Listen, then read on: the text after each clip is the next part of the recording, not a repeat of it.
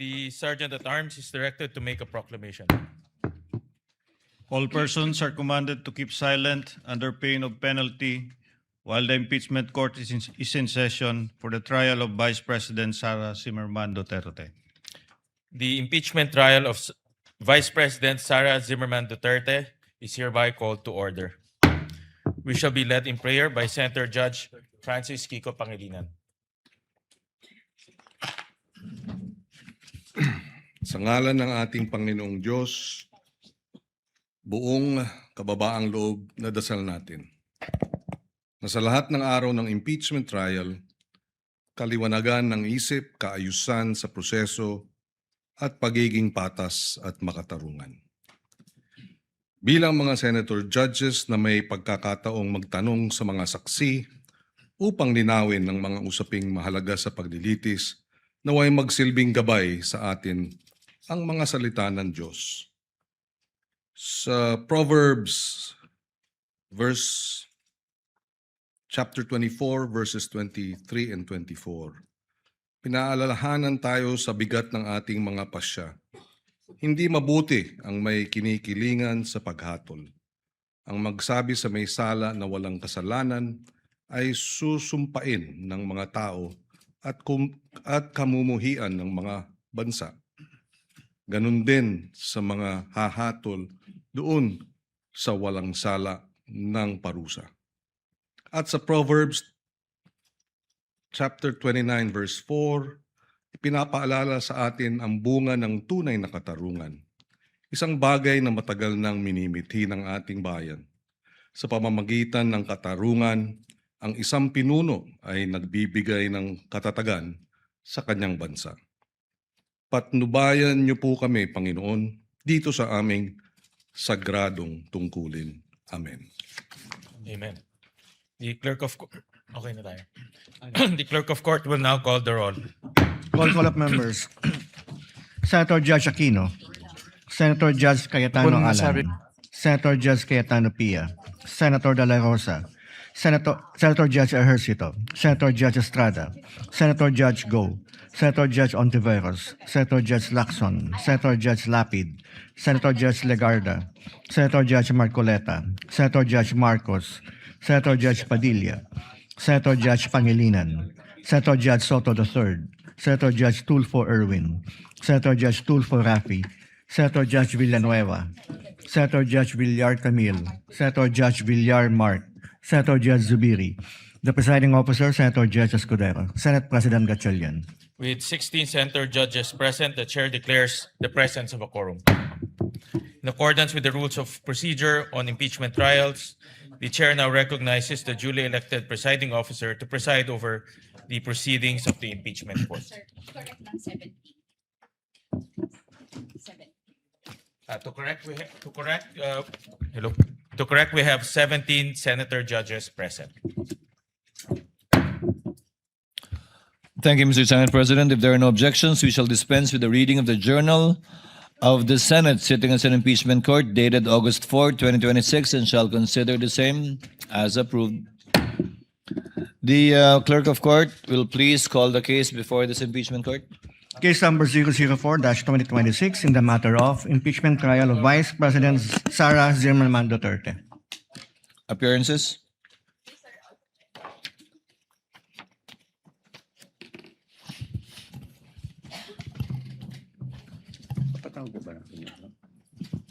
Same appearance for the prosecution, Your Honor. For the respondent. Same appearance for the respondent accused. Good morning, Your Honors. Before the chair continues, the clerk of court, through the OSA, is directed to kindly situate the witness at the witness stand for the continuation of his testimony. Mr. Wamil.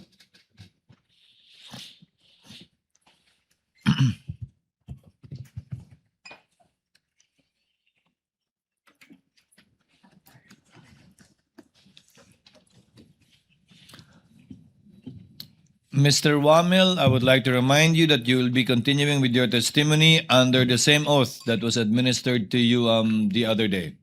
Do you understand that, sir? Yes, sir. Thank you. When we adjourned The examination of the witness by the counsels for the parties were finished, and we will now proceed with the interjections of the senator judges this morning. And yesterday, we already indicated the sequence of the interjections and questions from the senator judges. First to make his interjections would be Senator Rafi Tulfo. Sir, you are recognized. You have 2 minutes and you may proceed when you're ready. Your Honor, may I be recognized first? Yes, what is the pleasure of the Honorable Chua? Your Honor, may we request the counsel for the prosecution, Attorney Kapunan, be recognized, Your Honor. The counsel for the panel of prosecutors, Attorney Lorna Kapunan, the designated handling counsel for this witness, may situate herself also accordingly. Thank you, Your Honor. Same appearance. Good Se- morning. Good morning, Attorney Lorna. Senator Tulfo, Rafi, you may proceed, sir, when you're ready. You have 2 minutes, sir. Wag muna, Mr. Presiding Officer, point of order lamang muna to. Yes, what is your point of order, Honorable Tulfo? Kasi kahapon, nabanggit na si Attorney Pua, magaling na abogado siya, ay pumunta sa COA, tama, para makipag-usap tungkol dun sa sinasabing audit query. Now, hindi po pa conflict of interest yun para siya ay mag-represent dito ngayon sa ano natin, pinag-uusapang confidential funds when in fact, siya mismo pumunta doon sa COA office para makipag-usap sa kanila. What do you think, Mr. Presiding Officer? The respondent in this case, Senator Judge Tulfo, is the Honorable Vice President Sara Zimmerman Duterte.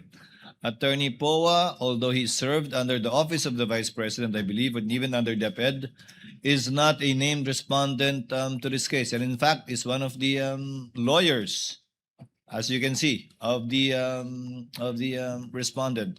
There is no, I believe there is no conflict with respect to that, given that he is not the one in trial in this case. Okay, I rest my case, Mr. Presiding Officer. Ngayon, pwede nang Pwede nang simulan ni Anika.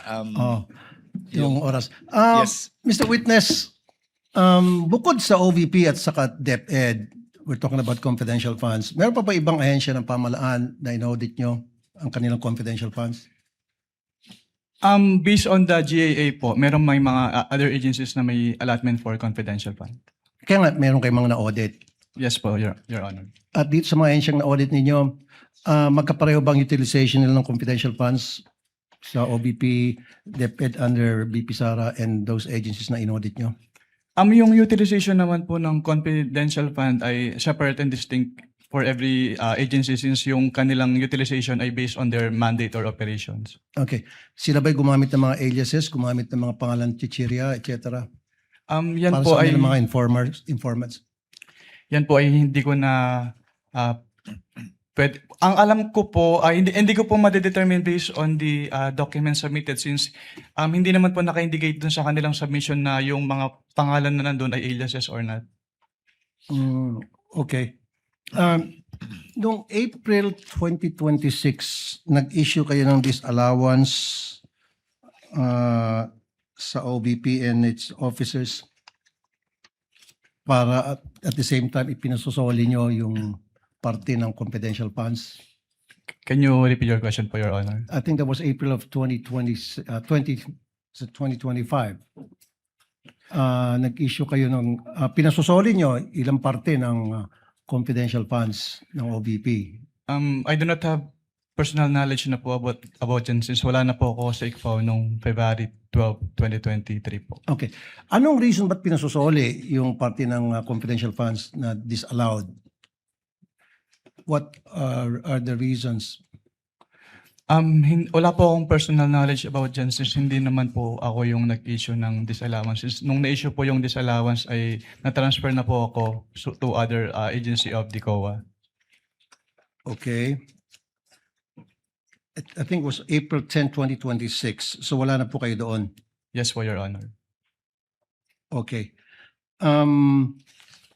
Sinabi kahapon ni Attorney Poa na binanggit niya ata yung COA circular ng 1992 if I'm not mistaken, na hindi dapat banggitin yung pangalan ng mga recipient dahil for reasons of security and national security ng tao, ng recipients and national security. Would it compromise sa tingin po ninyo yung security ng informant kung hihingan nyo sila ng resibo patungkol doon sa mga gamot na natanggap nila mula sa confidential funds? Katulad nga po nung sinabi ko during my testimony, ang hinihingi po namin ay yung proof ng pagbili when it comes to the official receipt and the sales invoice po. Correct. Alam ba, resibo, bumili ng maintenance or antibiotics, yung ganong klaseng resibo dapat iba ang hinihingi nyo. Yes po, Your Honor. Pero ang sinasabi nila, yun daw ay magdi-jeopardize ng magkakaroon ng problema sa national security. Actually, yung minention po nila na circular which is yung 1999 is already repealed na. Repeal na. Opo.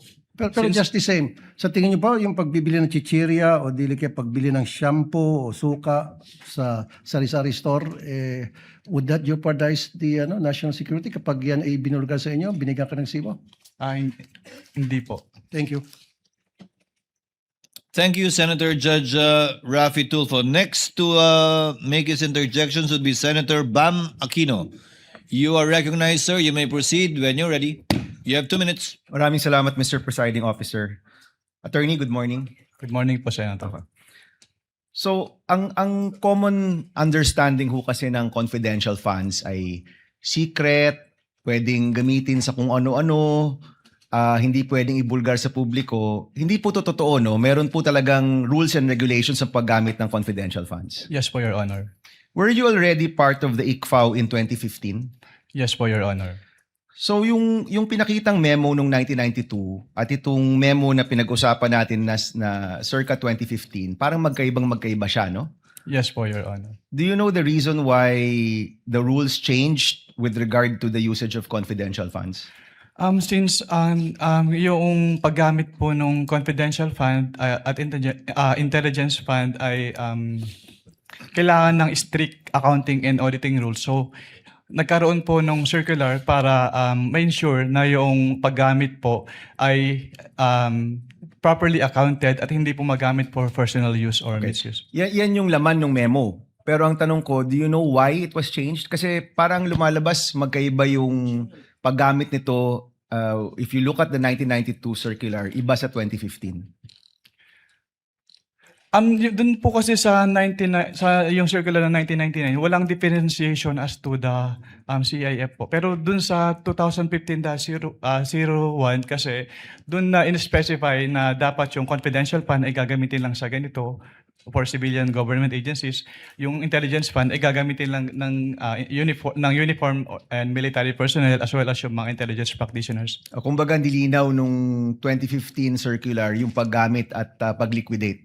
Yes po, Your Honor. And is there a new circular after 2015 or ito pa rin yung ginagamit ninyo? Yan pa rin po yung ginagamit, Your Honor. Okay, second question. Ano ang pinagkaiba ng AR sa OR?